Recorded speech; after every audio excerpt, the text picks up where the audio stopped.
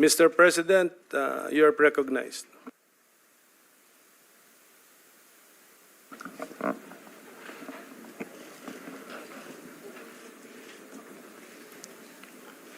Before anything else, Senator, I'd like to thank the committee for inviting me para once and for all malaman natin ang totoo.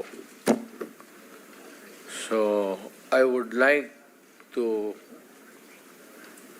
request sa inyo na huwag ninyo akong ituring president or kaibigan.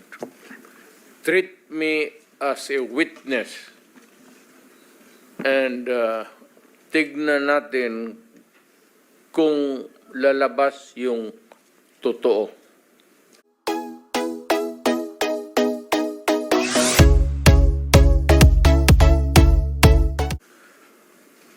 So, with your permission, at maraming salamat po sa inyong lahat for inviting me. I'd like to start my mandate as President of the Republic was to protect the country and the Filipino people. Do not question my policies because I offer no apologies, no excuses. I did what I had to do. And whether you believe it or not, I did it for my country. The war on illegal drugs is not about killing people. It is about protecting the innocent and the defenseless. The war on drugs is about the eradication of illegal substances such as shabu, cocaine, heroin, marijuana, party drugs, and the like, as a menace which ruins people, families, communities, and relationships, and tears apart the social fabric which binds society together in peace, harmony, and brotherhood. It is not unlike slogans which serve as calls for a better future, such as the war on waste, war on corruption, and war against climate change. I have always viewed people addicted to illegal drugs as victims and patients requiring medical help and not as criminals. That is why when the war on drugs slogan came into being, coined first as a message to the people of Davao City to stay away from illegal drugs, but at the same time, I had a drug rehabilitation facility constructed in Davao City, a city government expense, manned by Davao City government doctors, psychiatrists, nurses, and health workers, among others, to look after the complete rehabilitation of those addicted to illegal drugs. I believe then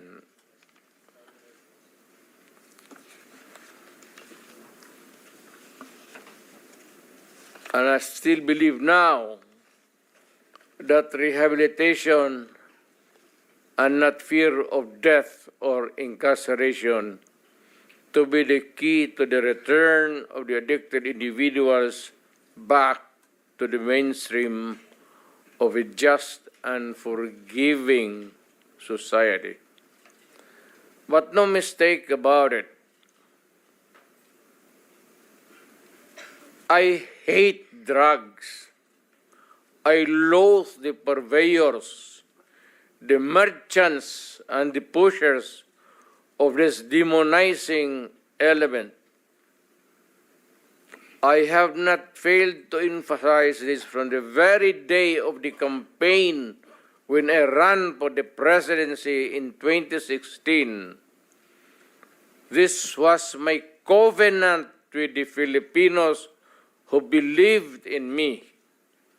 And to this day, must still agree with what in government have achieved. It is unfortunate that drug-related crimes are on the rise again.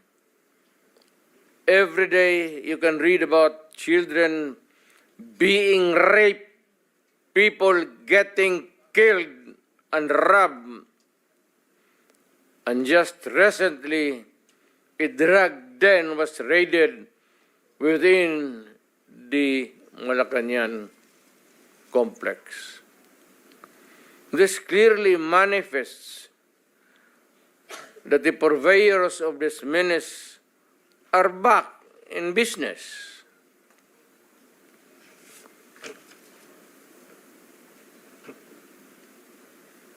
Ano gawin natin? The Filipinos are anxious and distressed. Self-preservation is still the first law of nature.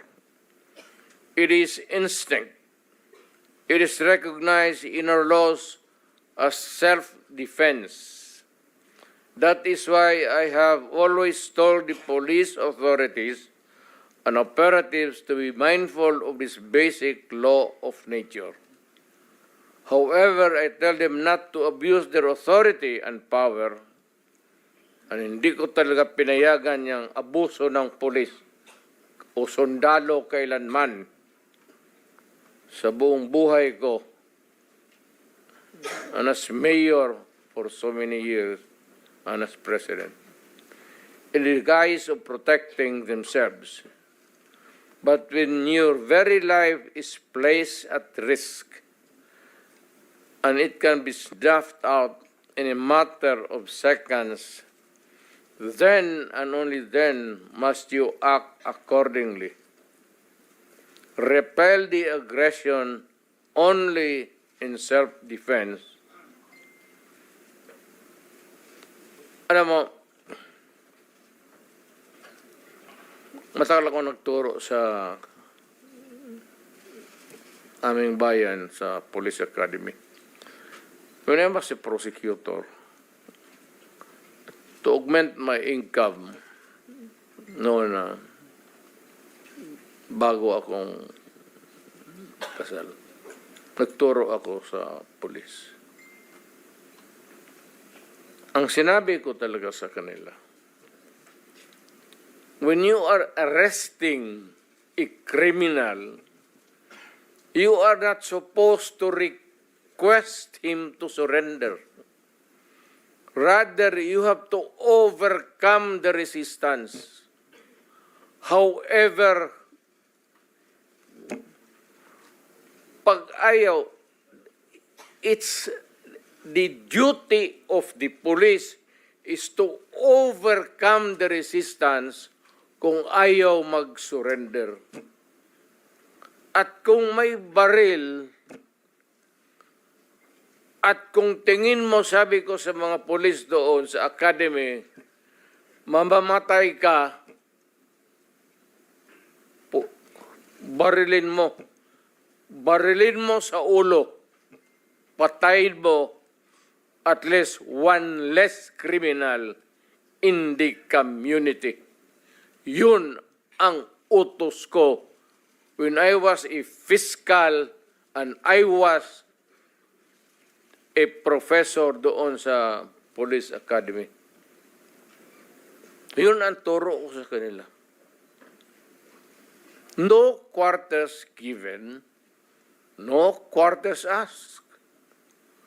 Criminal ito.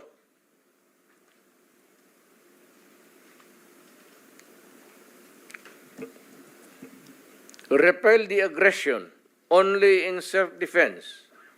Do not make orphans of your children and widows of your wives. I don't want that in my conscience as mayor and president. Hindi ko mabigat yan sa konsensya ko. I have warned,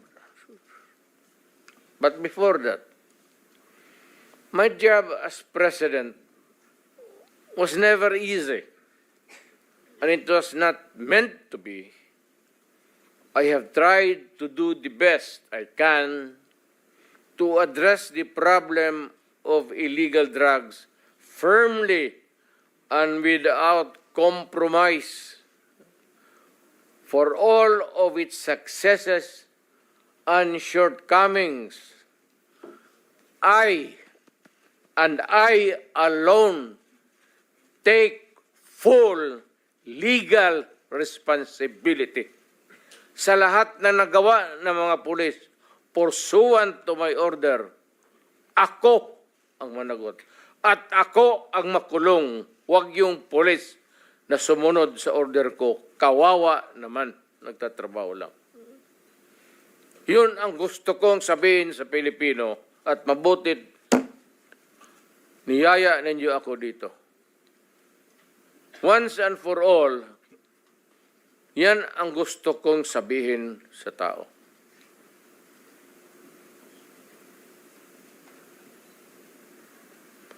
I have warned all of you as your president then and as a private citizen now. Drugs will destroy the Filipino.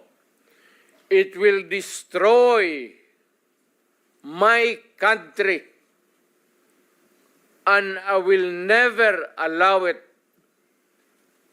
Baski ako empleyado sa gobyerno o private citizen, I will do what is necessary to protect my country, my community, at yung mga anak natin.